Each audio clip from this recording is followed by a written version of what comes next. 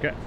So it is currently midday on the 6th of November and we're wrapping up in New York City. The last week has been nothing short of absolutely incredible memories. And to be honest, I know that if this chapter ends here today in New York, that it's definitely not the end, because we've made such amazing connections, both as a brand and as a community.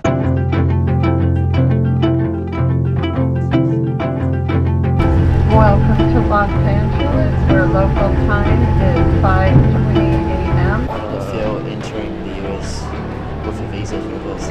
Crazy, man. Crazy.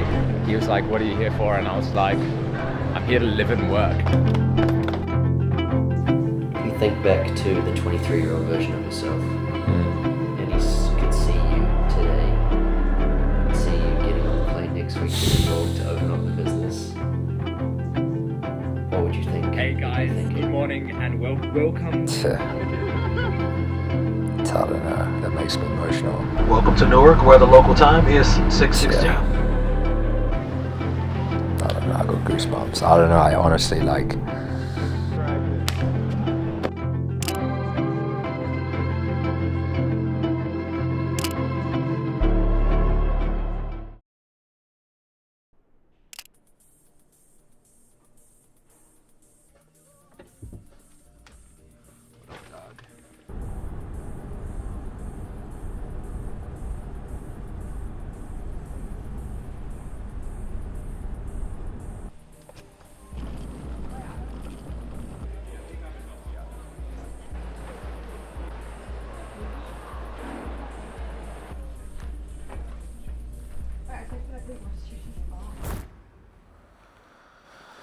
The first time you went to New York, what do you remember about it?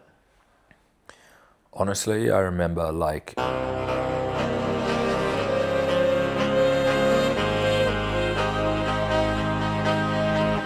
just being blown away by like how much content, media, population, it just felt like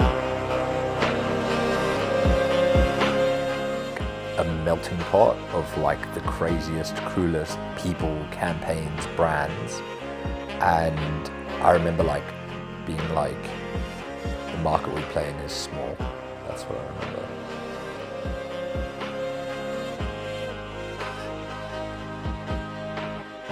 I think the first time I went to New York personally was in probably 2017, maybe 2016.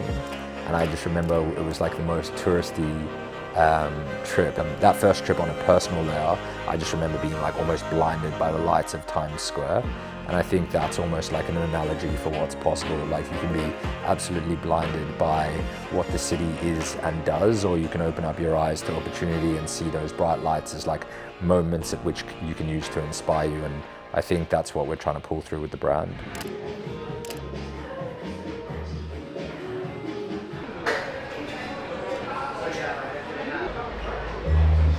I almost wonder if it's like I've got an affinity for you guys as a brand.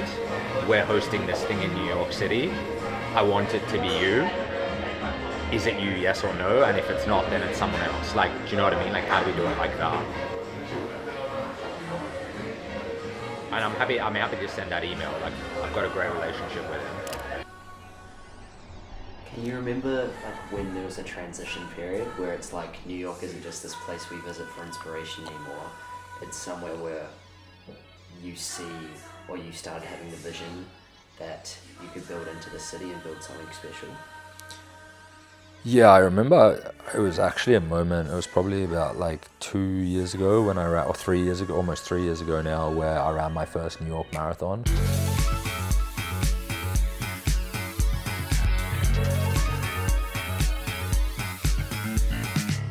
And I remember hobbling down the stairs and just being like, that was one of the best days of my life.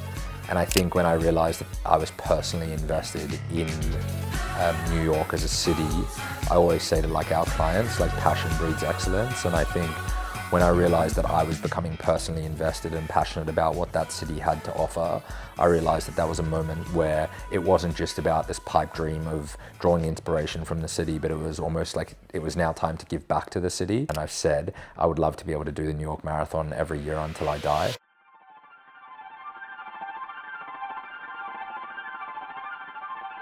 Okay. So it is currently midday on the 6th of November, and we're wrapping up in New York City.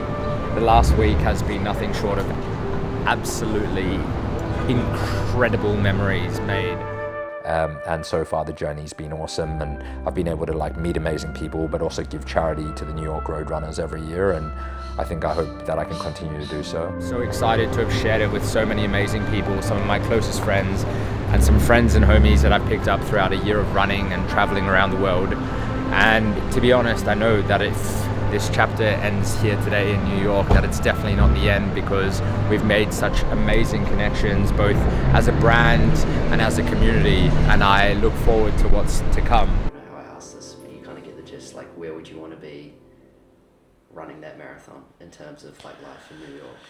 Yeah, I think like rolling up to November 2026, like where do I want to be with life, with business, and obviously with New York? I think a massive goal for me is that the Australian business continues to grow in the way in which it has. We've grown over 100% year on year since we started, which is something that I hope that we can continue to do. And by me stepping away from the Australian business a little bit, obviously still operating Vision, will be back and forth a lot. For me, making sure that that's stable and still growing is really important. On a New York level, I want to be able to be working with some of the coolest culturally relevant brands in the city.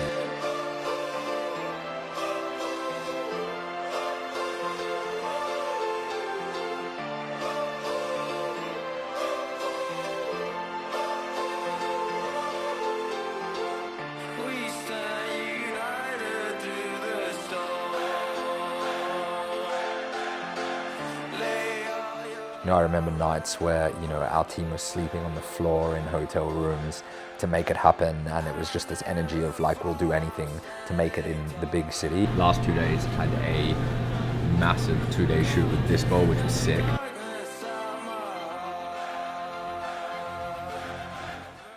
You know, things were really scrappy. We didn't do much pre-production. We didn't really have too much strategy around what we were shooting. We just felt like we could rely on the things that we knew of what was cool and what we thought could create impact. What feels different about going to New York this time is like, it's real.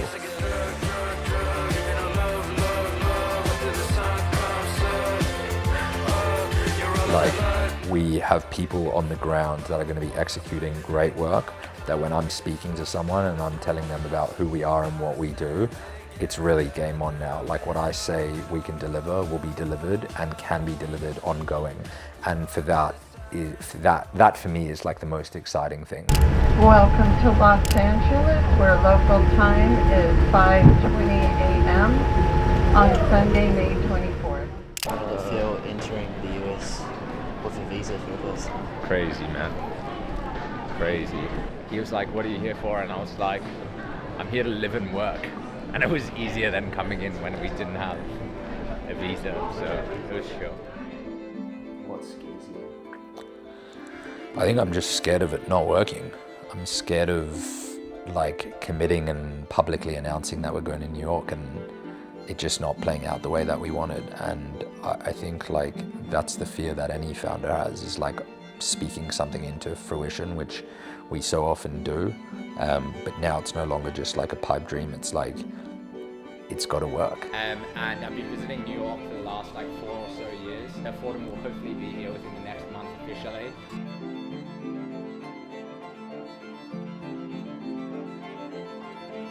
And so it's scary to think that it's a new landscape, it's new people, it's a completely new level of business that we're trying to connect with and deliver value for, just by nature of like population size and expectations.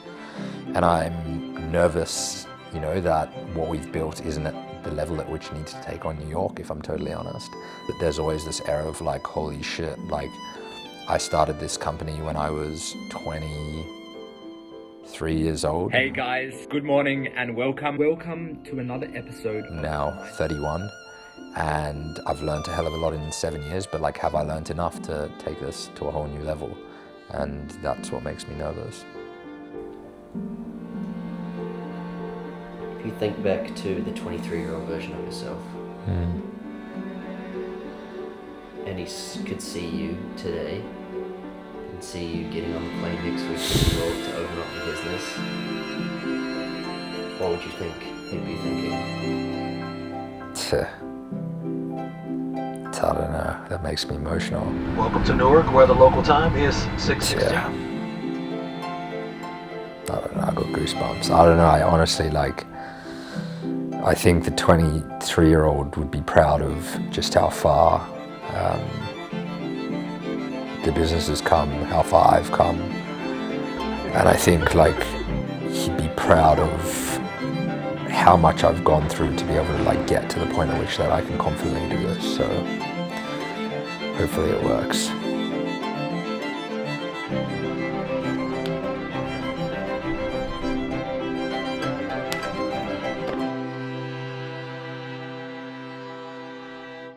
If you could go back and tell him anything, Yeah. 7 years on, what would you tell him?